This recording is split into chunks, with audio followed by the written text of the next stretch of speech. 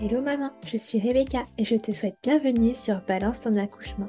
Maman d'un petit garçon et complètement bouleversée par la maternité, je te propose de retrouver ici chaque semaine un ou plusieurs nouveaux récits d'accouchement avec des mots authentiques, sans filtre et sans tabou. L'occasion de partager, d'apprendre et peut-être même de guérir autour de ce grand moment qu'est l'accouchement. Alors si tu es prête, c'est parti! Alors bonjour, merci à toi de me rejoindre pour ce nouvel épisode du podcast. Alors pour commencer, est-ce que tu pourrais te présenter s'il te plaît en me donnant ton prénom, en me disant combien d'enfants tu as et quel âge ils ont ou il a, et puis en ajoutant tout ce que tu aurais envie. Bonjour, merci de m'accueillir sur ton podcast. Moi, c'est Ophélie, j'ai 29 ans et je suis maman du coup d'un petit garçon de 14 mois. Voilà. Ok, d'accord. Alors, première question que je pose à chaque fois, est-ce que tu avais pensé accouchement dès le début de ta grossesse? Est-ce que c'était quelque chose qui te faisait peur, que tu appréhendais? Alors, j'ai pas pensé dès le début à l'accouchement, pour être tout à fait honnête. Au début, j'ai un peu vécu au jour le jour de ma grossesse Ok, parce que j'avais beaucoup de stress que ça se termine, tout simplement. J'ai vraiment pensé à l'accouchement, je pense qu'on était au deuxième trimestre. ok, J'y ai pas du tout pensé avant. Avant, j'étais vraiment au jour le jour voilà, à espérer que la grossesse tienne et ok. que ça se passe bien. Ok, et alors qu'est-ce qui a mené du coup à cette angoisse? Est-ce que c'était naturel de t'avoir entendu des choses ou est-ce que tu as vécu des expériences qui font que tu as été quand même particulièrement stressée? Mon petit garçon, du coup, j'ai un petit garçon, mais j'ai eu donc trois grossesses avant. Enfin, en tout, j'ai eu quatre grossesses. Ok, Euh, j'ai eu lors de ma première grossesse en fait un arrêt enfin le cœur de mon bébé en fait s'est arrêté lors de la première échographie. ok. Euh, voilà, Donc assez tard quand même. j'étais à 12 semaines d'aménorrhée du coup. Ouais, On avait déjà eu une échographie en amont et l'échographie, on avait entendu le cœur de notre bébé, enfin tout allait bien. Et puis à l'échographie du premier trimestre, on nous a du coup annoncé que le cœur du bébé ne battait plus depuis quelques semaines déjà et que bébé était, ok, était décédé quoi, dans mon ouais, ventre. Quoi. ok. Et comment tu as Euh, appris cette nouvelle quand même qui arrive bah, à un stade où on s'y attend plus trop, où on se dit justement c'est gagné, enfin c'est presque gagné du coup. Je ne saurais pas comment l'expliquer, mais déjà, dans tous les cas, j'étais pas très sereine. Je sais pas, c'était la première grossesse et j'avais déjà entendu des choses, voilà, que les fausses couches étaient possibles. Et c'est vrai que j'étais pas, après, enfin, pour l'échographie, cette échographie-là, j'avais un peu de stress quand même pour savoir, voilà, si tout allait bien. Ok, Euh, mais quand même, le ciel m'est tombé dessus, enfin, nous est tombé ouais, dessus avec mon mari. En plus, on était on a fait une échographie, mais pas avec une sage-femme, c'était dans un laboratoire. Euh, et donc la personne en fait était un petit peu, enfin elle savait pas trop comment nous l'annoncer non plus, donc c'était assez compliqué à vivre. ouais, Mais c'est vrai que on a vu l'écran en fait et je suivais des mamans justement qui étaient à peu près au même terme que moi au niveau de la grossesse et je savais à quoi devait ressembler un bébé à ce stade-là sur l'écran. Et en fait moi je voyais que mon bébé était vraiment tout petit par rapport à ce stade-là. ok. Et donc je me suis dit dès le début en fait qu'il y avait quand même un problème quoi. Je voulais pas vraiment me le dire, mais Ouais, t'as je me compris doutais bien qu'il... rapidement. Oui, oui. Ok, Et après, bon, voilà, enfin, vraiment, le ciel nous est tombé sur la tête, comme on dit, et c'était très, très compliqué. Quoi. C'était vraiment... et c'était quelques jours avant mon anniversaire, et ça a été très, très compliqué à accepter, en fait. Et puis après, il y a eu... j'ai dû avoir un curetage, parce que on m'a dit que potentiellement, ça pouvait, après l'annonce, du coup, bébé pouvait... partir de lui-même en fait hein, partir, ouais. voilà. Et en fait non pas du tout. Du coup j'ai dû avoir un curetage Ok, de programmer et voilà. d'accord. Et ça, tu l'as vécu comment? Très très mal parce que je voulais à la fois je voulais effectivement que ça s'arrête en fait que la grossesse s'arrête parce qu'en fait j'avais tous les désagréments j'ai été malade du début à la fin enfin jusqu'à mon Ouais, curetage j'ai eu des nausées et des ok, vomissements donc j'avais tous les symptômes d'une femme enceinte mais en fait en fait, je portais plus la vie, en fait, hein, donc c'était très compliqué. Et en ouais. même temps, le jour du curetage, ça a été très compliqué parce que, en fait, je me suis dit, il faut vraiment que je dise, là, c'est aujourd'hui que je dis au revoir à mon bébé, en fait. Mm. Euh, et en fait, au niveau de la prise en charge, que ce soit une interruption volontaire de grossesse ou un curetage pour, bah voilà, malheureusement, le cœur du bébé s'est arrêté, c'est la même prise en charge, mais en fait, les soignants ne le savent pas forcément. Ok, Et du coup, dans ma prise en charge, notamment bah, le brancardier, le curetage, enfin, quand je me suis réveillée après mon curetage, bah, en fait, j'étais en larmes, hein, ouais, j'arrêtais pas. J'avais la douleur, en fait, et du coup, c'est là où j'ai réalisé que c'était fini. Et du coup, le brancardier m'a dit: «Ah, ben c'est quoi ces larmes de crocodile?» Et franchement, enfin, c'est des phrases comme ça qui sont encore, voilà, 3 ans après, enfin, un peu plus de 3 ans ouais, après, qui sont bien là. Et voilà, enfin, on n'a pas envie d'entendre, franchement. Mais à mon réveil, j'ai quand même eu une professionnelle qui était là et qui m'a vue pleurer et qui m'a apporté un mouchoir et qui m'a dit: «Ça va aller, je suis passée par là, ça va aller». ok, Donc il y a encore des professionnels qui bien, sont bienveillants, ouais, mais c'était très difficile. Et à la suite de ça, je l'ai compris après, mais j'ai fait une dépression. En fait, je voulais que pour moi, j'avais plus de raison, en fait, il y avait plus rien qui me faisait rire et j'avais plus de raison de vivre, en fait. Pour moi, c'était, ok, il fallait que je retombe enceinte, direct, quoi. ouais, Enfin, ça ouais, allait mieux pour moi, il y avait que ça qui allait me guérir, en fait. ok. Et du coup, est-ce que bah justement, est-ce que tu retombes enceinte rapidement après cette expérience? Alors, enfin, j'ai eu mon curetage, du coup, fin septembre. Je suis tombée enceinte pour la deuxième fois, du coup, en janvier. Je l'apprends en janvier, en fait, bah, je l'annonce à mon mari, du coup, le jour de son anniversaire, Ok, comme quoi j'étais enceinte. Donc, bah, on me demande de faire une prise de sang. Je fais la prise de sang. Là, la sage-femme me dit, oui, bon, le taux, il est un peu bas. Donc direct, ça me stresse. Et en fait, elle me dit, il faut recontrôler dans 48 heures. Et en fait, je ok, recontrôle 48 heures après. Et en fait, le taux a été déjà descendu, en fait. Avait ok, déjà baissé. Donc là, ben, on comprend ce qui se passe. ouais, Et on comprend qu'en fait, ben, ça va pas tenir. La grossesse ne va pas tenir. Et en fait, un jour après, du coup, mon corps évacue la grossesse ok, naturellement. Donc les saignements. Et là, en fait, je interviens, je pète un câble, concrètement. ouais, Hem et du coup, à ce moment-là, je me mets même en arrêt de travail, et je me vois même plus retourner au travail. Enfin, vraiment, il c'est au niveau professionnel, en fait, c'est à ce moment-là où vraiment ça allait déjà pas avant, mais où j'ai ouais. décidé, en tout cas, avec cet arrêt de grossesse-là, cette fausse couche, hein, j'ai décidé de complètement, enfin, de demander une rupture conventionnelle, de partir de mon travail. Enfin, vraiment, Ça a été ça la a goutte tout, d'eau. voilà, c'est ça. Ok. Ok, d'accord. Et donc, est-ce que tu as ce même sentiment, cette même impression qu'il faut recommencer tout de suite pour guérir ou est-ce que ça se passe autrement? Non, j'ai toujours ce Ouais, pour moi, c'est très, très, compliqué. Je vis très mal l'attente. Et en fait, j'ai là, à ce moment-là, parce que quand ça arrive une première fois, on nous dit, voilà, c'est une phrase horrible, mais qu'on nous dit souvent: «C'est la faute à pas de chance». ouais. Hem, donc quand c'est une première fois, on se dit: «Bon, allez, ça va aller». Ça Quand ça arrive, arrive ouais. une deuxième fois, là, moi, j'ai la peur de me dire: «Je serai jamais maman». Ouais, ok. Donc voilà. Et du coup, j'ai ce besoin bah, de retomber enceinte et de vraiment que voilà, de pouvoir être maman, en fait, parce que j'ai cette peur-là, que ça n'arrivera jamais. Ouais. Ok. Et du Et du coup, ouais, donc tu retentes, enfin, vous retentez l'expérience encore une fois. Est-ce que cette fois, voilà. Alors là, la- je tente le tout pour le tout. Je fais plein de choses. Enfin, je fais de la sophrologie, je fais de l'acupuncture, je prends des infusions, pour la fertilité. Enfin, je fais plein de choses. Et je retombe enceinte en mai. ok. Heu et là, on met, prise de sang, OK. On me dit de recontrôler, bien évidemment, en plus avec le passif, voilà. Ouais, Je recontrôle. Alors ça double, le taux, il faut qu'il double, donc le taux ouais, double, mais pas, enfin, en 3 jours et pas en 2 jours. Donc bon, déjà, je me dis: «Mince». Hem et donc la sage-femme me demande de recontrôler, je recontrôle et là, ça double. Donc là, j'ai peur, mais j'ai quand même l'espoir qui me fait dire: ça, «Bon, ah, ça c'est augmente, quoi. peut-être», voilà. Et en fait, on me redemande de recontrôler du coup 48 heures après, je recontrôle. Et là, en fait, ça avait augmenté mais pas doublé. Donc là, ma sage-femme s'inquiète, pense à une grossesse extra-utérine, donc il Ok. faut que j'aille aux urgences.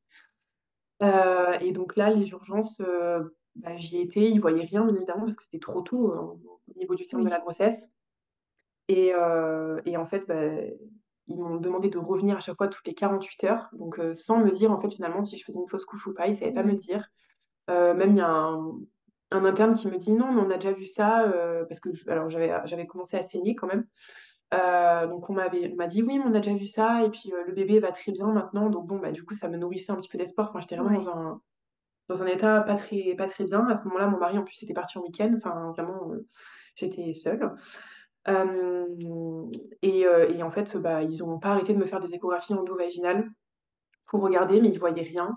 Et donc, ils me faisaient revenir tous les jours pour faire des contrôles, sans me dire ce qu'il y avait vraiment. Et en fait, à la fin, moi, le dernier jour, j'ai dit, donc ils m'ont fait une prise de sang. La prise de sang, ça avait rediminué, donc c'était plus en faveur d'une fausse couche quand même. Ouais. Et donc à la fin, moi, j'ai demandé qu'ils arrêtent de me faire des échographies endovaginales parce qu'ils ne voyaient rien. Du coup, ils s'alternaient. Ouais. Ça durait enfin, des très longues minutes. Enfin, à chaque fois, c'était une demi-heure vraiment où ils essayaient de trouver quelque chose, mais ils ne voyaient rien. Ça me faisait super mal. Ouais. Et puis voilà, enfin, j'avais ce besoin-là qu'on arrête bah, de me toucher, quoi, hein, que stop en fait. Et après, bah, du coup, voilà, mon corps, pareil, a évacué. Ouais. Et Donc, est-ce du qu'à coup, ce moment-là, au moment où tu demandes d'arrêter des examens quand même hyper invasifs comme ça, tu comprends qu'il y a un problème et que c'est fini, ou est-ce que tu as toujours l'espoir de te dire c'est peut-être bon? non, j'avais plus l'espoir parce que j'avais fait une prise de sang, ça avait diminué, donc pour moi, c'était vraiment fini. De toute façon, vers la fin, on me disait, on voulait voir si c'était une grossesse extra-utérine ou une fausse couche. Ils Ok. voulaient vraiment écarter. Donc, moi, j'ai vraiment refusé le dernier examen de l'échographie. Enfin, j'ai eu des remontrances du coup de la part de l'interne qui m'avait reçue, parce que pour elle, c'était un peu dangereux finalement de pas revoir vraiment si c'était pas une grossesse extra-utérine. Mais finalement, Ok. c'était bien une fausse couche, et voilà. Et moi, je pouvais plus en fait. Ouais. C'était trop pour moi. Enfin, voilà. Ok. Et est-ce qu'à ce moment-là, on te propose de faire, je sais pas, des examens, de voir s'il y a un problème, ou est-ce qu'on te dit juste faut continuer et tant pis, on verra? Non, alors en fait, c'est vrai que j'ai pas précisé, mais après la deuxième grossesse, j'ai demandé d'avoir des examens, mais en fait, on m'a dit qu'en France, c'était pas possible avant la troisième grossesse, la troisième fausse couche. Ok. Et donc là, à ce moment-là, effectivement, l'interne à la fin me dit que voilà, je peux du coup faire des examens pour comprendre ce qui a pu se passer, puisque je suis à trois fausses couches à ce jour, quoi. Ouais. Ok. Et Et donc, du de coup, toute façon, ma ouais. sage-femme, du coup, m'avait déjà orientée, enfin, m'avait dit, en fait, avant que je tombe enceinte pour la troisième fois, m'avait dit que si ça prenait trop de temps, dans tous les cas, elle allait nous orienter vers la PMA. Ok. Et donc, du coup, on a été en PMA à ce moment-là. Enfin, on Mhm. a pris rendez-vous à ce moment-là pour la PMA. Et après, il y a des délais un petit peu longs, donc on n'a pas eu rendez-vous tout de suite. Ok. Et ça s'est passé comment, du coup, cette quatrième grossesse qui est intervenue? Mais il s'est passé du temps, du coup, parce que bah, donc là, c'était en mai 2021, Ok. ma troisième grossesse. Et je suis tombée enceinte pour la quatrième fois, du coup, en juillet 2022. Ok. Il s'est passé du temps parce qu'on s'est laissé du temps aussi avec mon mari. La Ouais. troisième grossesse a été, enfin, la troisième fausse couche a été celle de trop. Physiquement, moi, je ne pouvais plus, et mentalement, on ne pouvait plus tous les deux. Ouais. Voilà. Et en juin, c'était notre anniversaire de rencontre, et il m'a fait sa demande en mariage. Ok. Donc du coup, on s'est mariés en juin 2022. Et je suis tombée enceinte en juillet 2022, et on devait partir de base pour un protocole, de partir en simulation en octobre 2022. Et je suis tombée enceinte avant, du coup. Ok. Et est-ce que tu as su s'il y Voilà. avait quelque chose qui bloquait ces Mm. grossesses? Oui, alors au niveau de la fertilité, non, il n'y avait rien. Enfin, au niveau de nos examens, tout était OK. Ce qui a provoqué du coup mes fausses couches à chaque fois, c'était en fait, ils ont découvert que j'avais la maladie d'Hashimoto, donc du coup, un problème au niveau de la thyroïde. Ok. Et donc, ce qui fait que, bah, en fait, malheureusement, j'étais à un taux beaucoup trop élevé, en fait, au niveau de ma TSH, qui faisait qu'en fait, c'était pas possible, en fait, qu'un bébé se développe avec ces taux comme ça. Donc, j'étais Ok. en hypo, c'est comme ça qu'on dit, en hypothyroïdie, enfin, j'étais en trop grosse hypo. Et donc, du coup, on m'a mis sous traitement, et on a vraiment pu reprendre les essais, justement, quand j'étais stabilisée au niveau de mon taux, parce que, bah, en fait, le risque, c'était que je refasse une quatrième fausse couche. Et voilà. Donc, du coup, j'ai été très surveillée justement par rapport à ce taux-là pendant ma grossesse, ma quatrième grossesse. Et dès le début, Ok. effectivement, mon taux a explosé alors que j'étais déjà sous traitement. Donc, j'ose même pas imaginer à quel taux j'étais sans traitement pour mes 3 Ouais, premières grossesses. ok. Ok, d'accord. Ouais, donc il y avait quand même une explication et donc une solution à trouver pour éviter de revivre encore ça une nouvelle fois, quoi. Oui, c'est ça. Mais j'étais quand même très stressée, j'avais Oui, toujours cette peur, en fait. ce qui est normal, je pense, quand tu as Mmh, vécu tout ça, je pense que t'es pas très sereine en démarrant une mmh, grossesse. mmh. Ok, et du coup, voilà, comment tu te sens? Je pense que déjà des tétaux, tu dois les vérifier 100 fois pour être sûr ils doublent bien, ils augmentent bien. Oui, alors j'étais suivie du coup, en fait, la PMA, la gynécologue qui nous suivait nous avait quand même, prescrit m'avait prescrit une ordonnance, en fait, pour la prise de sang, au cas où, voilà, si ça arrive avant qu'on parte en protocole. Donc elle a direct vu, en fait, que j'étais enceinte. Donc en fait, elle m'a Ok, demandé de recontrôler, pendant, je crois que j'ai fait 5, 6 prises de sang. Ils m'ont fait faire ouais, plusieurs prises de sang pour être sûre, mais toutes les prises de sang étaient bonnes. ok, Heu, voilà et franchement, enfin, le jour du test de grossesse, j'y croyais vraiment pas, par contre. J'avais fait un test de grossesse comme ça, un test urinaire et effectivement, direct après, je suis allée faire la prise de sang. Il fallait absolument que je le sache et puis après, effectivement, les taux doublaient bien, enfin voilà, ça se passait bien et on a été très, très suivis, et surtout à ma demande, en fait, j'avais ce besoin, vraiment ouais, d'avoir des d'avoir, échographies très souvent et on a eu beaucoup de chance parce que la gynécologue de la PMA le comprenait et ensuite, en PMA, en fait, ils nous ont suivis jusqu'au 1er trimestre. Après, en fait, il est part du principe qu'on peut être suivi par un autre gynécologue et le gynécologue qu'on a trouvé aussi, idem. Enfin, dès que j'avais besoin, je pouvais appeler et avoir une échographie et du coup, on a eu des échographies très, très souvent. J'en avais tous les mois, en fait. ok, Voire au début, avant que je sente, bébé bouger, j'en demandais un peu plus souvent parce que ouais. c'était une angoisse beaucoup trop importante pour moi, en fait. Oui, surtout avec la première grossesse qui s'arrêtait à 12 semaines, forcément, ça te marque quand même. Oui, l'échographie du 1er trimestre, a été, j'étais très, très, très angoissée. Pourtant, on avait Ouais, fait beaucoup d'échographies entre-temps, mais j'étais très angoissée. ok. Et à quel moment enfin, où est-ce que ça t'arrive de te dire, ok, là c'est bon, c'est sûr, on est bien parti, ou est-ce que toute ta grossesse, au final, tu te dis, ça peut s'arrêter comme ça du jour au lendemain? Pour être honnête, vraiment, j'ai eu le stress tout le long de ma grossesse. Ouais, 1er trimestre, j'ai eu le stress que ça s'arrête, du jour au lendemain, comme ça, que je refasse une fausse couche. Et 2e trimestre, du coup, je le sentais bouger, mais voilà, dès que je le sentais pas bouger, je paniquais, donc je cherchais un petit truc sucré pour que vite il bouge. Enfin voilà, c'était vraiment, très ouais, compliqué.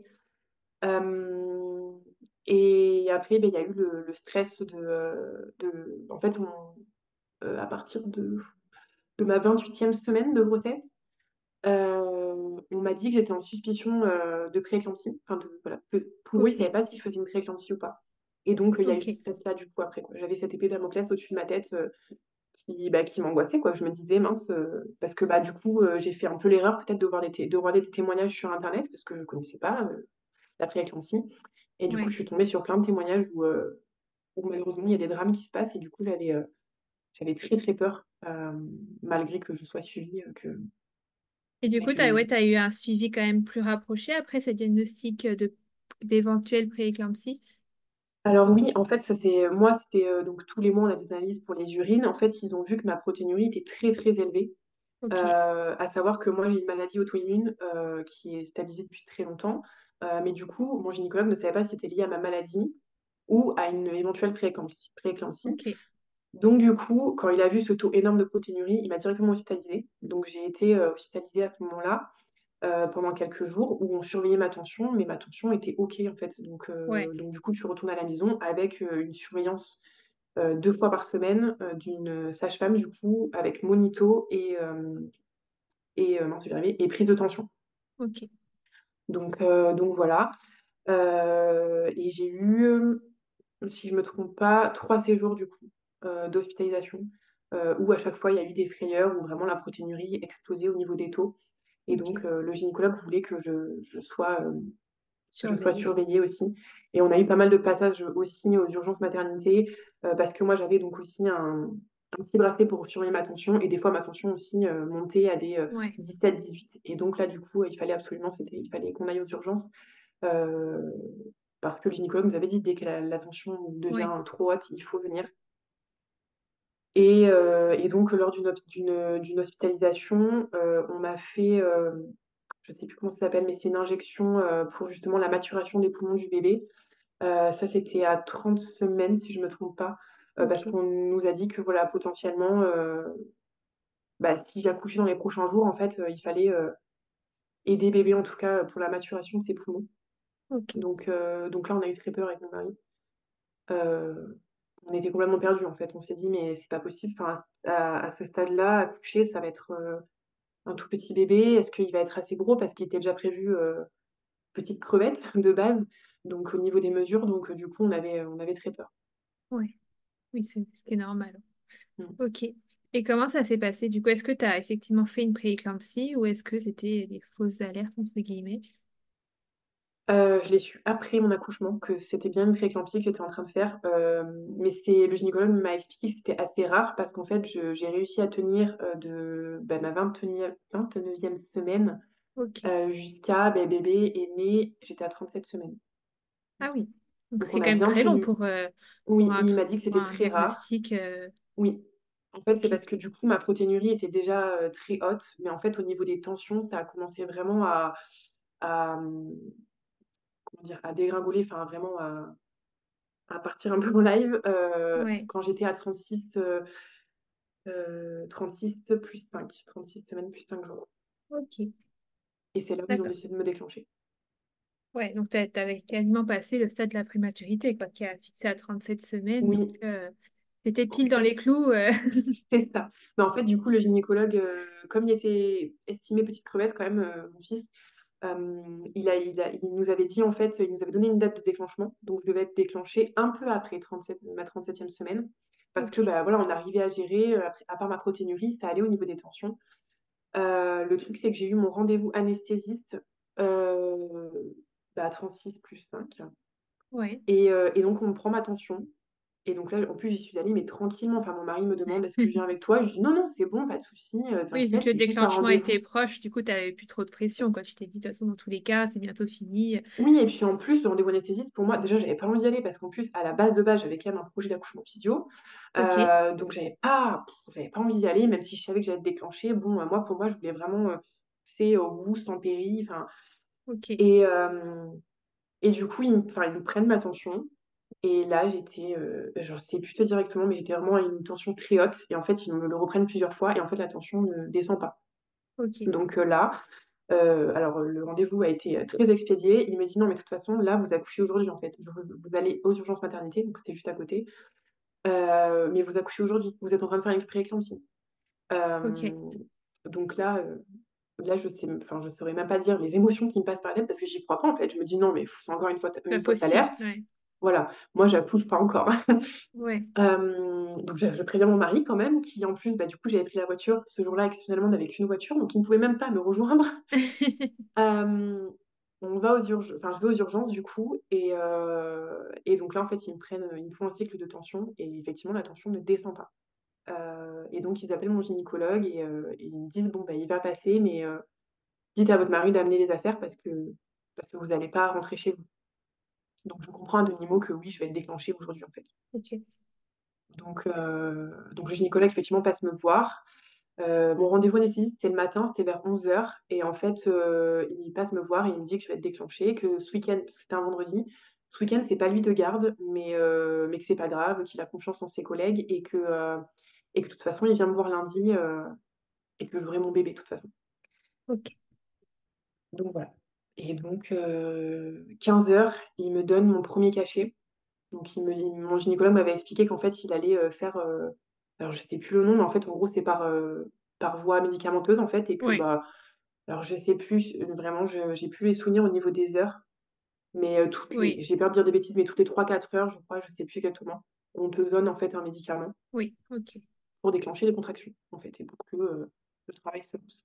Donc mon gynécologue était très confiant. Pour lui, cette méthode-là, ça allait suffire. Je lui avais demandé s'il avait, d'autres méthodes sinon, mais il m'avait dit: «Non, ça va le faire, vous verrez, ça va aller». Ouais. Donc 15h, premier cachet. Rien, mais rien ne se passe.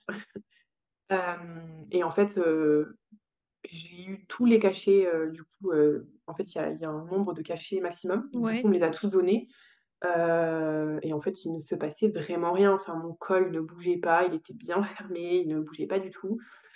Euh, et vraiment, rien du tout ne se passait. Donc, ils m'ont donné les médicaments. Donc, bah, jusqu'au lendemain, en fait. C'était de 15 heures jusqu'au lendemain matin. Et rien ne s'était passé. Le soir, j'ai dit à mon mari, rentre à la maison parce que franchement, enfin, on a demandé à la sage-femme, elle a dit non, franchement, je pense pas que ce soit pour ce soir.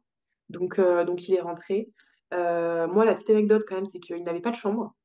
Donc ils m'ont Ok. déclenché, mais sans avoir de chambre. Donc du coup, j'ai passé la nuit dans. C'est pas les salles de naissance, là, enfin, c'est les salles de travail, la fin de pré-travail avec le Ouais. lit, enfin, qui n'en est pas un, là où on a les jambes dans Oui, le c'est une vide, là. planche, quoi. C'est ça. Donc c'est pour ça, moi, il y en avait rien, il n'y avait même pas vraiment de Ouais. fauteuil pour mon mari. Donc je lui ai dit, rentre à la maison, franchement, au moins qu'il y en ait un des deux qui dorme, quoi. Parce que moi, je savais Ouais. que j'allais pas dormir. Donc la nuit se passe, donc rien ne se passe du coup, hein. Et le lendemain, on me dit qu'on va me faire la méthode du coup avec le gel. On m'a mis du gel du coup. D'accord. À ce moment-là, j'ai des petites contractions, ça me fait un peu mal, mais franchement, enfin, rien ne se passe. Ils continuent de venir me contrôler et tout, rien ne se passe. On fait le Ouais. contrôle monito, bébé va bien, donc c'est le principal. Mais rien ne se passe. La journée est très longue. Bon, du coup, on m'autorise à aller marcher, je marche, tout ça, etc. pour essayer peut-être voilà, ça aide le travail à se lancer. Et à 17 heures, enfin, on nous donne une chambre. Donc, ça y est, je peux aller en chambre. Et on nous donne pas, enfin, on n'a pas d'autre, enfin, on nous dit pas ce qu'on va faire de plus. On ne sait pas ce qui va se passer exactement. Et on Oui, puis ça continue de fait nous quand faire même des plus de contrôles. 24 heures qu'on t'a déjà déclenché, quoi. Donc, t'es censé C'est déjà avoir ça. bébé dans les bras, là, selon les théories et selon ce que Tout ton à gynéco fait. t'avait dit, quoi. Voilà. Mais pas du tout, rien ne se passe, colle toujours Ok. bien fermé. Donc là, je commence un peu à désespérer, à me dire, mince, qu'est-ce qui. Enfin, et en plus, moi, j'avais très peur. C'est ce qu'il faut quand même préciser. J'avais très peur, même pendant la grossesse, je ne sais pas pourquoi, je ne sais pas l'expliquer, mais de la césarienne. Ok. Donc, je me disais, mince, il faut que ça fonctionne, quoi, parce que j'ai très peur de partir en césarienne. Et du coup, donc la nuit se passe. Pendant la nuit, on vient nous chercher pour refaire un contrôle monito. Voilà, et on nous dit, bon, bah, demain, on vous expliquera. Voilà. Ok. Le lendemain matin, je crois qu'il est 8 heures, 8 ou 9 heures, on vient nous chercher pour un nouveau contrôle. Mais là, dans une autre pièce. On nous met dans une autre pièce, mais on ne nous précise pas, en fait. Moi, je suis partie de la chambre en mode, c'est un nouveau contrôle, je vais revenir tranquille. Ouais. Voilà. Et en fait, non, parce que du coup, j'apprends qu'en fait, non, on est en salle de naissance. Ah, ok. Voilà. Mais comme j'en avais jamais vu, enfin, je savais pas trop à quoi ça ressemblait et tout. Puis moi, en plus, voilà, j'étais vraiment partie sur la salle Oui, euh, tu vas en de examen, là, naissance. donc... Oui, voilà. Et puis moi, en plus, comme je voulais un accouchement physio, je m'étais dit, je vais pouvoir être dans la salle de naissance spécifique, nature, ouais. voilà, la salle nature. Voilà, j'avais plus le mot. Et en fait, pas du tout. Donc, du coup, on arrive là, donc on fait le contrôle. Et en fait, donc la sage-femme nous explique. Donc, elle savait mon projet, je lui avais expliqué mon projet. Et elle me dit, voilà, donc on sait que vous avez le projet d'accouchement physio. Là, le truc, c'est que tout ce qu'on a fait pour l'instant, ça ne fonctionne pas. Euh, donc, il y a deux possibilités pour vous. Bah, on vous laisse le temps après de prendre la Ok. décision. Mais donc, dans tous les cas, vous allez avoir la péridurale. Bon, ok, Ok. déjà dans ma tête, bon, voilà. Euh, Soit vous décidez de prendre la péridurale dès maintenant et on vous met la perte d'ocytocine et, euh, et vous avez la péridurale et après on voit comment ça évolue. Soit vous pouvez prendre, enfin on vous met la perte d'ocytocine et ensuite on voit comment ça évolue, mais après potentiellement il va falloir percer la poche des os et à ce moment-là on vous mettra la péridurale. Ok. Donc voilà, on vous laisse la décision, donc il nous laisse là avec mon mari. Donc moi je pleure, là je m'effondre en fait. Ouais. Euh, Parce que je me dis, enfin voilà, je suis complètement paumée en fait, je sais plus ce que je sais pas ce que je veux. Et en même temps, bah, mon projet d'accouchement physio il part très très loin parce que j'ai bien compris que j'aurais pas le choix de toute façon. Ouais. La sage-femme m'a expliqué en fait après que le percer la poche des os c'est très douloureux et qu'en fait j'avais moi par rapport à ma troisième grossesse avec les échographies que j'avais eues en fait tout Ouais. m'est revenu lors de mon accouchement avec tous les touchés vaginaux en fait. Alors j'en ai pas eu énormément mais à chaque fois qu'on faisait un toucher vaginal je tremblais comme une feuille en fait. Ok. C'était très compliqué pour moi donc la sage-femme m'a expliqué qu'en fait sans péridurale ça allait être très compliqué de percer la poche des os avec enfin, l'état dans lequel j'étais en tout cas. Ouais. Donc franchement, j'étais complètement perdue. En fait, c'est mon mari qui m'a dit, écoute, t'as tout. Moi, j'avais mon petit peigne pour les contractions, tout ça. J'avais fait de l'hypnose avant. Mon mari avait fait des audios aussi hypnose pour m'aider et tout. Donc il m'a dit, écoute, tu veux ce projet. Je sais que tu es une personne qui est déterminée. Euh, Au moins, on tente. Tu tentes avec la perf d'ocytocine. Alors la sage-femme m'avait expliqué que c'était quand même très douloureux. C'est des contractions qui arrivaient d'un coup et voilà, il n'y avait pas de... Comment dire? Ça vient pas progressivement, quoi. C'est d'un coup, il y a les Ok, contractions et c'est douloureux. Mais mon mari m'a dit, voilà, si tu veux, on tente, et puis dès que t'en peux plus, voilà, tu peux demander la péridurale, tu le sais, et puis voilà, on va voir, quoi. ouais, Donc la sage-femme revient et on lui dit, ok, mettez-moi la perf d'ocytocine, je fais sans péridurale. Donc elle me dit, vous êtes sûre? Oui, oui, on fait comme ça. Ok, très bien. Donc elle me met la perfusion d'ocytocine. Gros bémol aussi, c'est pour ça que j'avais pleuré, c'est qu'en fait, je me rends compte que je ne vais pas du tout avoir la liberté de mouvement, parce et que j'ai oui, un monitoring branché sur moi. J'ai aussi le cycle de tensiomètre, enfin bref, j'avais tout de branché et je pouvais pas bouger. Donc là, je me suis dit, mince, c'est vraiment très très loin de ce que j'avais imaginé. Et je sais qu'en plus, bah, de bouger, tout ça, ça aide au travail. Donc j'avais très peur. Donc elle me met la paire d'ocytocine. Donc à ce moment-là, mon col était fermé, enfin, il n'y avait rien qui avait bougé hein, déjà avant la perf. Donc elle me met la perf, elle me la pose. Donc j'ai droit quand même à un petit ballon, à aller sur le petit ballon quand même. Et donc là, c'est vrai que les contractions, déjà dès le début, ah oui, c'est vrai que violente. les contractions que j'avais de base avec le gel et tout, c'était rien du tout. Donc là, je sens que oui, effectivement, bon, oui, c'est des contractions qui sont Ça assez fortes, travaille. quoi. Mais du coup, j'ai mon petit peigne, j'ai mon mari qui m'aide. Et franchement, voilà, je visualise, enfin, comme j'avais vu dans les audios de... Enfin, je laisse, on va dire, la contraction passer, je respire et je me Ouais, concentre vraiment. Et puis, j'essaie de vraiment me mettre dans ma bulle, en fait. Donc, on est dans notre bulle avec mon mari, franchement, à ce moment-là. On gère plutôt bien. Et ça pendant 3 heures. Pendant ok, 3 heures, du coup, je vais avoir des contractions qui vont en fait s'accentuer puisqu'elle avait mis un programme et en fait, elle voit que je le gère très bien. Elle dit: «Oh, mais vous le gérez très bien». Et donc elle augmente à chaque fois. Elle augmente la dose de perf, enfin de la dose d'ocytocine du coup. Donc les contractions, augmentent et en augmente fait, à un moment forcément. donné, j'ai plus de répit en fait. Au début, les contractions étaient assez douloureuses, mais en fait, j'avais le temps de respirer et de Ok, reprendre un petit peu, là, non, elles s'enchaînent, les contractions s'enchaînent et je commence à vraiment, enfin, je pleurais déjà, mais je commence à dire à mon mari: «Là, je sens que je peux plus, en fait, je sens que je perds pied, là». ouais, Donc on dit à la sage-femme et donc la sage-femme, quand même, pour voir, m'ausculte et ouais. donc en 3 heures de d'ocytocine avec des contractions très douloureuses, je suis à peine ouverte à 1. Ah ouais, et puis sans péridurale qui vient souvent freiner le travail. Donc là, après Là, trois j'avais heures même quand pas même la archi péridurale, intense, ouais, voilà et là, je me dis: «Bon, OK, sans regret, je prends la péridurale parce que je ne vais pas pouvoir tenir, en fait, je». ouais, Et puis en plus, on voit que ça ne fonctionne pas et là, elle me dit: «De toute façon, il y a pas le choix, il faut percer la poche des os» et je comprends surtout et c'est pour ça que je me dis: «Là, on prend la péridurale, on va voir». Je comprends qu'en fait, si ça fonctionne pas, on part en césarienne. ok, Donc là, je prie tout ce que je peux pour que vraiment ça fonctionne. Donc elle me pose enfin, on me pose la péridurale, donc à ce moment-là, beh, j'avais toujours les contractions, très très douloureuses, hein, qui ne se parce que j'avais toujours la perte d'ocytocine de branché. ouais, Donc l'anesthésiste vient. Et du coup, il demande à mon mari de sortir.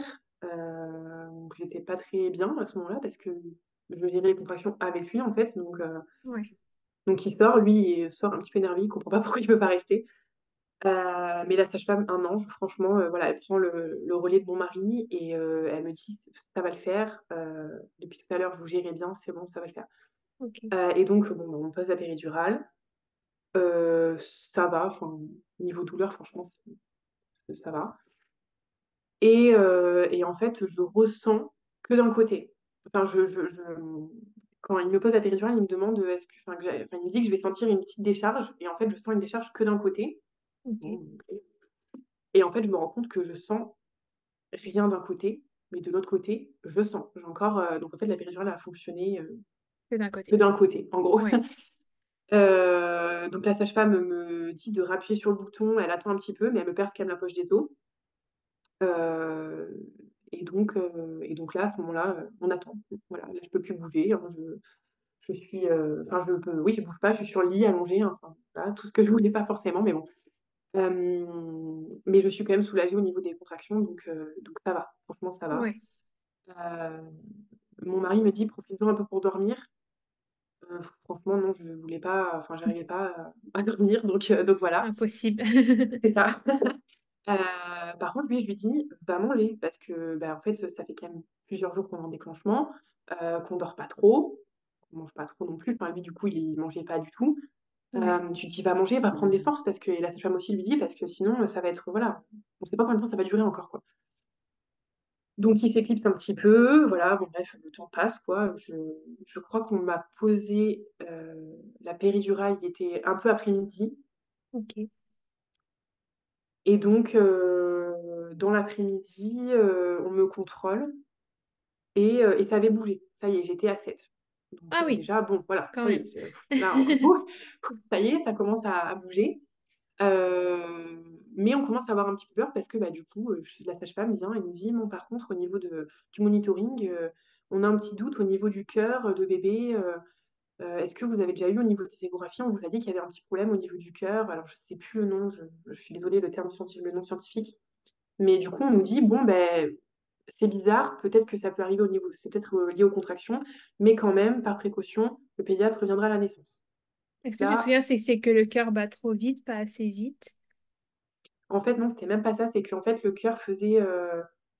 Ça fait un effet yo-yo un peu, Oui, en ça fait, monte, ça voilà. descend. Ok. Oui, voilà. Et c'était pas forcément habituel. Enfin, du Ok. coup, ils m'ont expliqué la procédure, c'était que le pédiatre vienne, que potentiellement, c'était rien de grave, mais quand même, il fallait que le pédiatre vienne. Donc, nous, on s'est un peu inquiété. Enfin, oui, on s'est inquiété à ce moment-là. Je me suis dit, non, mais c'est pas possible. Enfin, donc, franchement, inquiétude à fond.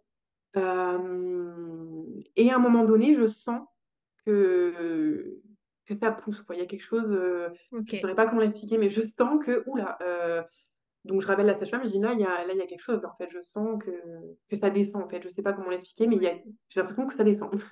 Ok. Donc j'avais peur, je me suis dit, mais ça se trouve, là, il y a bébé qui descend, il n'y a personne, on est tout seul. Et en fait, elle vient me contrôler et elle me dit, oui, ben en fait, là, c'est parce que vous êtes à des dilatations complètes. Ok. Donc je ne saurais plus dire l'heure, mais c'était fin de journée, quoi, et Ouais. j'étais à dilatation complète. Mais elle me dit, maintenant, il faut attendre. Alors, elle me change de position, par contre, je suis toujours allongée, mais elle me change de position. Elle me dit, maintenant, il faut que bébé descende, Ok. avant que, voilà, on pousse. Donc, on attend, et donc, 19h, un peu après 19h, elle nous dit, c'est bon, ça, on va s'installer, là, bébé est bien descendu, c'est le moment, quoi. Ok. Je fonds en larmes. Je fonds en larmes de stress. Je me dis, mais en fait, là, non, je suis pas prête, en fait, là. Donc, ça fait un peu plus de 2 jours, du coup, que je veux qu'une chose, c'est que mon bébé sorte. Mais là, je n'étais plus prête, en fait. Là, je panique, en fait. Je panique complet. La Ouais. sage-femme me dit, mais qu'est-ce qui se passe? Et je lui dis, mais en fait, j'ai pas appris à pousser avec péridurale. Moi, j'ai appris à pousser, enfin, c'est bête, hein, mais ma sage-femme, en fait, m'avait expliqué un petit peu au niveau enfin, de l'accouchement physiologique. Et en Ok. fait, au niveau de la poussée avec la péridurale, je sais pas, on m'avait dit, oui, il faut retenir la respiration, tout ça. Et en fait, j'étais pas du tout. Enfin, moi, je me suis un petit peu monté la tête à ce moment-là et je me suis dit, non, en fait, je vais pas être en capacité de pousser. Et Ok. la sage-femme, qui était un ange qu'on avait vu, du coup, bah, plusieurs fois, finissait son service. Ok. Alors que c'est à elle que j'avais tout expliqué, tout Et raconté, tout oui. ça. Et vraiment, je me Donc, suis le dit, mais ça va stress qui pas. monte Ah encore oui, je me plus, suis dit, quoi. oui, voilà, je connais pas la nouvelle équipe, voilà, enfin, ça va être compliqué. Et Ok. donc, avant de partir, elle me dit, bon, écoutez, Ophélie, on va faire une mini poussée ensemble. Comme ça, je vous explique, vous le faites, et voilà, je vous dis si c'est OK, vous pouvez continuer comme ça après avec l'autre équipe. Vraiment hyper gentille, la dame. Et donc, elle me fait faire la poussée, et en fait, je le fais, et elle me dit, oulala, stop, on s'arrête. On s'arrête, on attend que l'équipe arrive. Je dis, ah bon, mais enfin, pourquoi que. Elle me dit, ah, mais parce que là, sinon, bébé va sortir, en fait. Donc là, voilà. Donc, en fait, on attend, enfin, il se passe 1 minute, hein, le temps que l'autre équipe arrive. Et en fait, elle était partie entre-temps, elle revient, et elle me dit, si vous voulez, Ophélie, j'ai fini mon service, mais si vous voulez, si vous êtes d'accord, je reste avec vous. Je reste à vos Ok. côtés. Et donc, il y avait sa collègue sage-femme qui était là, mais elle, du coup, elle était, en fait, bien évidemment, j'ai accepté en pleurant tout ce que je pouvais. J'avais mon mari à ma droite et j'avais la sage-femme à ma gauche qui me tenait la main. En fait, voilà, il restait Ok. à mes côtés pour m'encourager, en fait. Ouais. Et donc, ben, en fait, ça a été très rapide, hein, parce qu'il y a eu 4 grosses poussées, mais à la 4e poussée, mon bébé est sorti. Ok. Du coup, mon fils est sorti, et là, on me l'a mis du coup sur moi et bah, là, c'était, Tout s'est effacé là. ah oui, là, c'était, franchement, c'était le franchement, je pense que c'est pas explicable. Enfin, je saurais pas expliquer toutes les émotions que j'ai reçues, enfin, j'ai ressenties à ce moment-là, mais j'étais en larmes de joie, quoi. Vraiment, ça y est, mon Ouais. bébé était là, quoi. Ok. Voilà, t'as tout oublié et tout allait mieux. Oui, tout à fait. Vraiment, et Ok. puis en vrai, les 4 poussées, ça a été rapide, mais franchement, je garde un souvenir, mais vraiment, hyper beau. Et il y a tout le monde qui m'encourageait et vraiment, c'était trop franchement, c'était trop bien. Vraiment, Mm. Et comment tu allais après cet accouchement, toi, physiquement, émotionnellement? Comment tu l'as vécu? bah, à ce moment-là, j'étais bien, Ouais. heu, mais après, en fait, on a contrôlé, le taux de sucre de mon bébé et on nous a dit: «Il est en hypoglycémie». Donc Ok. moi, j'avais dit que je voulais faire de la tétée d'accueil, donc on me dit: «Bon, ben, on va le faire, mais on va lui donner, alors je sais pas exactement ce que c'était, mais ils lui ont donné une petite solution en fait au dalle du coup, en même temps, enfin il était au sein avec, bah, du coup on lui a mis le petit fil Oui. en fait du dalle, pour qu'il puisse avaler, et on m'a dit: «Voilà, on contrôle dans 20 minutes. Si il est encore en hypoglycémie, on va devoir l'emmener». Ok. Et donc là je dis à mon mari: «C'est pas possible en fait. Donc là c'est le truc de trop, je peux pas en fait». Et il me dit: «Non mais ça va le faire, ça va aller, garde espoir, ça va remonter, de toute façon son taux de sucre il va remonter puis c'est bon». Donc le garde au sein, on lui donne donc, Oudal, le complément là, enfin je sais pas exactement ce que c'était, mais voilà, on lui donne. Donc, les professionnels autour, hein, étaient, voilà, un petit peu désolés, enfin voilà, ils m'ont dit: «Non mais ça va le faire, on va recontrôler, vous inquiétez pas». Et on recontrôle du coup 20 minutes après et là du coup, bah, l'auxiliaire qui était là me dit: «Je suis désolée mais, ça a pas augmenté quoi». Donc, Ok. hem Donc là, en fait, alors on on nous le prend pas de suite, en fait, on nous dit: «Bon voilà, vous avez 2 heures». Enfin, il y avait déjà du temps qui était passé, mais voilà, vous avez les 2 heures avec lui, mais après il va falloir l'emmener en néonat. Et donc bon, pendant ces heures-là, je pense pas trop à l'après, en fait, je profite. Ouais. Je profite avec mon mari et notre bébé. Mon mari me demande s'il annonce, à la famille et je lui dis: «Pas tout de suite, s'il te plaît», parce qu'en fait, je sais qu'après ce qui va se passer, c'est qu'on va nous demander, on va peut-être nous appeler et tout et en fait, je veux pas qu'on m'appelle alors J'ai que j'ai pas pas mon envie, bébé, en ouais. fait. J'ai pas envie. Et du coup, bah, on arrive à la fin de ces 2 heures et mon mari, a le droit du coup de partir quand même. Voilà, il part avec l'auxiliaire, mon fils, en service de néonat et moi je reste là, parce que, bah, moi il faut observer, enfin, il faut regarder si je fais pas une hémorragie, tout ça, voilà, si enfin les suites logiques en fait après un accouchement Ouais. qui se passent en fait. Sauf que je me sens totalement seule là, à ce moment-là. Je me sens, Bah enfin voilà, je oui. viens d'accoucher, j'ai pas mon bébé, j'ai pas mon mari, je suis toute seule dans la pièce, j'attends que alors la sage-femme revient de temps en temps. Donc la nouvelle sage-femme, hein, puisque bah, Elle est l'autre du partie. coup, hein, était bien partie, il fallait bien qu'elle rentre chez elle quand même la pauvre. Et sauf que cette nouvelle sage-femme, en plus ça se passe pas très bien. Ok. Voilà, elle me fait un petit peu un chantage parce que du coup, il faut le fameux pipi après l'accouchement, parce qu'on m'a Ouais. enlevé la sonde du coup. Et donc elle me dit: «Faut faire pipi». D'accord, oui, enfin, faire pipi après un accouchement, c'est pas, voilà, c'est pas comme ça, hein, C'est c'est un pas petit sur peu commande, hein. sensible. Voilà, et puis surtout, enfin, moi personnellement, faire pipi allongé, c'est compliqué quand même parce que du coup, j'étais sur le lit et en fait, elle m'avait mis Ah ok, heu t'as pas pu te lever pour... ah non, non, il fallait que je fasse ce pipi-là avant de pouvoir me lever et enfin voilà, donc c'était, Ah oui, ok. faire pipi allongé, c'est pas très, voilà, hein, Non, dans bah un petit c'est bac pas là, c'est pas vraiment la position qu'on prend habituellement, non. quoi. Voilà, tout à fait et puis en plus après un accouchement, enfin, c'était pas idéal, quoi. Donc une première fois, j'ai essayé, elle revient, «Ah beh, vous avez bah non, j'y arrive pas» et elle me dit: «Bon, bah, je vous relaisse et tout parce que je vous préviens, si vous faites pas pipi, vous pourrez pas aller voir votre fils». D'accord. Donc le petit chantage, voilà, enfin pas c'était pas très agréable, quoi. Agréable. Donc bon bref, j'y arrive. J'arrive à faire ce fichu pipi et donc là, d'ailleurs, je suis très surprise, on me met en fauteuil roulant et en fait, on m'explique que c'est la procédure après un accouchement. Donc bon, OK, d'accord. Ok. Voilà, bon et on m'emmène du coup, au service de néonat, hem où je vois mon bébé, beh, branché de partout. Enfin branché de partout, non, j'exagère, pas du tout, mais parce que les gens vont imaginer qu'il était branché à plein de machines, parce qu'en neonate, c'est ce qui arrive, oui. Mais en fait, je vois qu'il y a eu déjà des piqûres, en fait, donc il y en avait déjà eu pour, voir son taux de Oui, sucre, mais je vois qu'il y en a eu d'autres.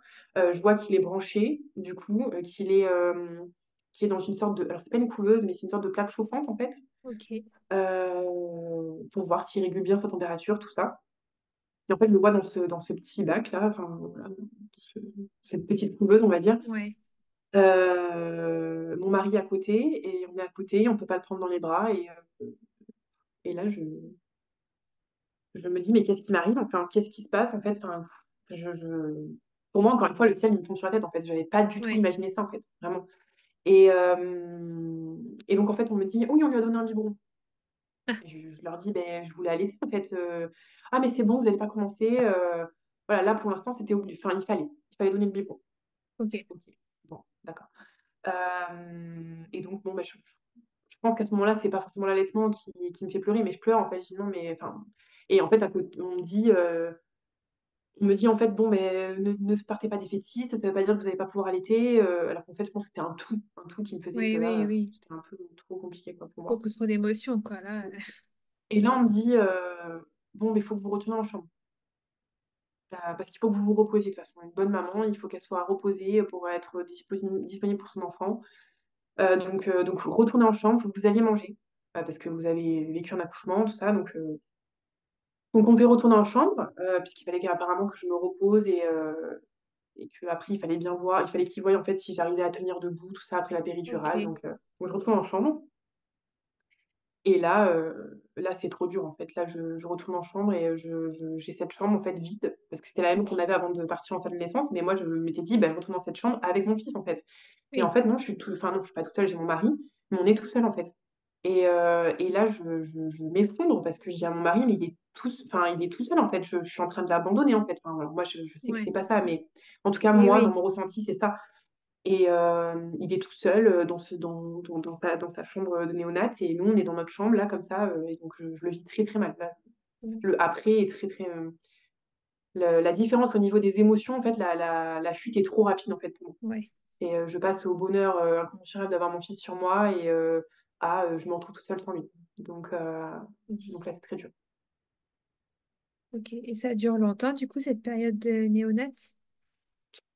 Alors non, pas très longtemps, heureusement. En fait, ce qui se passe, c'est que son taux remonte très vite. Ok, Au bout de 2 heures, son taux est remonté. ok, Donc logiquement, on est censé plus être en néonat parce que alors c'était un petit poids effectivement lié à ma prééclampsie malheureusement. Heureusement que j'ai été déclenchée et que mon gynécologue n'a pas attendu, parce qu'en fait les échanges placentaires, il y a eu après je sais pas si on peut dire ça, une biopsie du placenta, ok, mais ils ont vu que les échanges placentaires commençaient à ne plus se faire en fait. d'accord. Donc ça aurait pu être ça aurait pu être dramatique en fait. Ouais, Hem Et du coup, bah, en fait, c'était une mini crevette, d'à peine une quarantaine de centimètres. Alors ils n'ont pas vraiment mesuré, mais au niveau du poids, il faisait 2 kilogrammes 130. Voilà, c'était une ok. petite crevette. Ouais, Voilà. donc c'est En 7 un semaines, petit effectivement. poids. Oui, Oui, pour un bébé presque à terme, oui, forcément, c'est un peu c'est ça, compliqué. voilà. Mais en tout cas, la néonate, on nous avait dit on nous avait dit qu'il y avait pas forcément obligation de rester en néonate si son taux de Ouais, sucre augmentait parce que, il était au-dessus des 2 kilogrammes en fait. Donc oui, normalement, voilà, il y a pas forcément besoin. Sauf qu'ils ont voulu le garder en néonat pour le surveiller. Alors après, au bout d'un moment, au milieu de la nuit, on a pu le récupérer avec nous. J'ai pu le ok, récupérer. En fait, le deal, on va dire, avec le service, c'était, toutes les 3 heures, il fallait qu'on aille là-bas, au ok, service. On l'emmène, qu'on lui fasse les soins à ce moment-là, enfin la couche, qu'on le nourrisse et cetera à ce moment-là. d'accord. Donc on l'a récupéré, donc là, j'étais soulagée, hein, de Ouais, l'avoir avec forcément. moi concrètement. Et donc après, bah, voilà, toutes les 3 heures, fallait qu'on aille, au niveau du service de néonat, pour qu'il ait les compléments. Parce que moi, du coup, on m'a interdit de le mettre au sein, parce que, ils m'ont dit que ça allait lui demander trop d'énergie. Mais on m'a dit: «Il faut que vous tirez votre lait. Ok, Quand lui prend son complément, vous rentrez après, dans votre chambre, vous tirez votre lait». ok, Donc du coup, il fallait le réveiller toutes les 3 heures pour qu'on aille lui donner, du coup son complément. On n'avait pas le droit de le changer aussi entre-temps. Alors Ah ça, oui. parce qu'apparemment, ça lui demandait aussi trop d'énergie. Pourtant, c'était pas un prématuré, en fait, mon bébé. Donc, Oui, du coup, il y a pas. Bon, voilà. En tout cas, ça s'est passé comme ça, là où on était. Ça s'est pas très bien passé. Franchement, voilà, je suis pas très contente envers l'équipe, finalement, avec le recul encore. oui, Euh, Parce que pour moi, ça justifiait pas autant, en fait. Mais bon. Donc, oui. tous les 3 heures, du coup, il fallait y aller. Donc, lui donner le biberon, le changer. Et donc, après, ben, moi, en rentrant dans la chambre, je tirais mon lait. Ok, Parce que j'avais ce souhait quand même voilà, de tenter au moins l'allaitement, quoi. Voilà, et ça, du coup, bah, ça c'était le premier jour, c'était passé comme ça. Et en fait, à la fin du premier jour, ils nous disent il est en train de faire une jaunisse, un début de jaunisse, donc on va le reprendre en chambre. Enfin, on va le reprendre avec nous. ok. Je m'effondre une deuxième fois, en fait. Je dis, mais c'est pas possible, c'est injuste. Donc là, la professionnelle se braque un petit peu en me disant, mais de toute façon, c'est juste pour personne. Tous les bébés qui sont néonates, alors c'était pas dans ce sens-là que je voulais dire, mais Oui, oui, mais bon, voilà. forcément. Donc, on n'était pas très, très écoutés finalement. Donc, c'était un peu Ouais, compliqué. On se sentait plutôt, comment dire, évalués. Parce qu'on nous a dit en fait qu'on pouvait sortir de néonat quand ils jugeraient qu'on était assez autonome en fait. Parce que c'était notre ok. premier enfant et tout ça, etc. Je trouvais ça un petit peu rude parce que je pense pas que les parents pour lesquels les enfants ne sont pas en néonat, on leur fait passer ces tests-là, hein, de est-ce qu'on est assez apte pour être parent ou pas. Mais bon, voilà, c'était comme ça. Et du coup, en tout et pour tout, on est resté 6 jours. Ok. Même plus 5 ou 6 jours. Voilà. On est resté. Et donc, c'était en faisant du coup les 3 heures, toutes les 3 heures en néonat. Ah ouais, jusqu'au sixième jour, vous avez fonctionné comme ça. Le dernier jour, on a eu droit en fait de l'avoir nous ensemble. Toutes les 3 heures, en fait, on n'était pas obligé d'aller je vais arriver à la néonate. Ok, C'était eux qui venaient. Voilà. ok. En gros, c'était le petit. Petit changement. Voilà. Ok, d'accord. Et toi, comment tu vis ce retour à la maison, cette période sur le moment et avec du recul, du coup? Le retour à la maison, je suis terrorisée. En fait, Ouais. j'avais envie de rentrer, hein, j'en pouvais plus, hein. Mais je suis terrorisée parce que déjà, en partant, on nous a fait un petit peu peur. Enfin, la pédiatre nous a dit, nous a pris la page du carnet de santé où il y a écrit, voilà, alors ça, la mort subie du nourrisson, il faut faire attention, surtout au niveau du lit et tout. Et en fait, le truc à pas nous dire, quoi. Enfin, vraiment, j'étais déjà Ouais, assez angoissée, je pense. Euh, donc, j'étais terrorisée, franchement. Et je me suis dit, mais est-ce qu'on va y arriver? Parce qu'en fait, on sort tellement d'un environnement hyper franchement, je pas vais le dire, hyper contrôlé, médicalisé, quoi. où vraiment, voilà, ça, on est hyper contrôlé, où on est tout le temps derrière nous, Oui, à où vraiment on se retrouve seul, en fait, avec notre bébé. Et là, moi, je me dis, est-ce qu'on va y arriver, en fait? Est-ce que oui, moi, je vais y arriver, en tout cas? Et en fait, c'est mon mari qui se débrouille à merveille et qui fait toutes les couches et tout. Enfin, moi, j'avais trop peur, en fait. Enfin, c'était une mini crevette et j'avais trop peur à chaque fois de lui faire mal, en fait. Enfin, il y avait des mini cuisses. Enfin, voilà, j'avais trop peur de faire la couche, de changer, tout ça. Donc, c'est mon mari qui a tout fait. Et moi, vraiment, j'ai pris confiance dans mon rôle de maman, je dirais, quand il a repris le travail. Parce que j'ai pas eu le choix, en ok. fait. Je me suis dit, là, Oui, j'ai pas le choix, en fait. Là, il faut que je change la couche, il faut que je le fasse, il faut que je fasse les petits soins, voilà, nettoyer les yeux, tout ça. Enfin, ça, c'est mon mari qui le faisait, quoi. Lavage de nez, tout ça, c'était moi qui le faisais. Donc, j'ai pas eu le choix. Et en fait, bah, du coup, c'est à ce moment-là où vraiment je me suis sentie, au fur et à mesure, plus confiante dans mon rôle de maman. Et j'ai pris confiance au fur et à mesure, quoi. Pareil pour ok. l'allaitement, parce que l'allaitement, ça a été un très, très gros combat au début pour pouvoir vraiment l'allaiter, quoi. Parce que bah, on Ouais, était passé au tire-lait, qu'on nous a tellement mis la pression aussi sur bah, il faut lui donner de temps pour qu'il grossisse bien, etc. Que, bah, qu'en fait, j'avais peur de ne pas donner assez, moi, avec mon lait. Donc, j'ai eu ouais, beaucoup de mal de passer au sein exclusif. Et puis, en plus, moi, on m'avait mis du coup là-bas vers l'avant-dernier jour, j'avais eu le droit de le mettre au sein, en fait, avant le complément, mais ok. pas longtemps, du coup. Et du coup, je vais y arriver, désolée. Du coup, en fait, on m'avait mis des bouts de sein parce que ça allait pas assez vite. Il y avait une Ok. auxiliaire là-bas qui était très, très compliquée, pas du tout bienveillante en tout cas. Parce qu'au départ, moi, comme je voulais allaiter, on ne donnait pas le biberon à notre fils. Ok. C'était, alors le dalle, du coup, on nous disait que c'était trop compliqué pour lui parce que ça le fatiguait.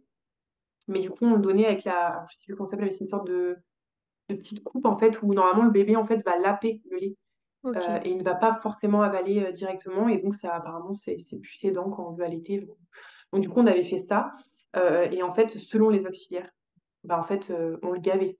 C'est-à-dire que vraiment, il y a une fois où vraiment notre fils, il vomissait, en fait. Enfin, il recrachait tout parce que, Ouais. bah, en fait, elle le gavait, quoi. Et donc, en plus, elle a cette fois-là, elle a vraiment, comment dire?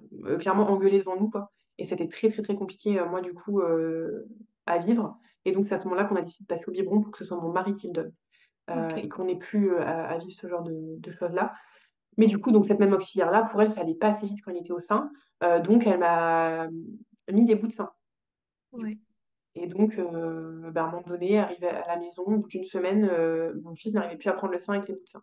Sauf que quand j'enlevais le bout de sein, il n'arrivait plus du tout à prendre le sein.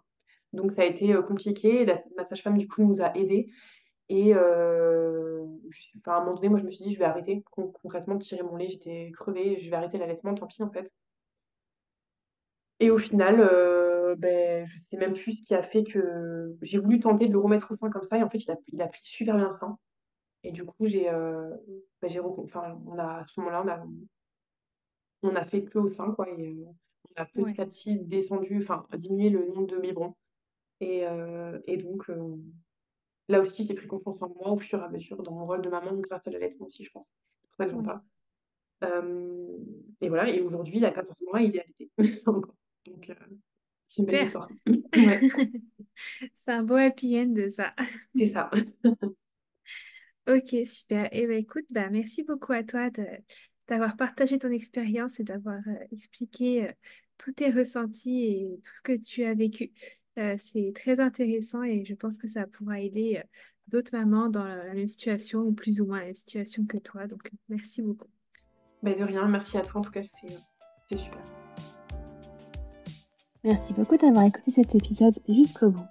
Si jamais il t'a plu et que tu souhaites aider le podcast, n'hésite pas à laisser une petite note sur l'application d'écoute sur laquelle tu es actuellement ou un petit commentaire.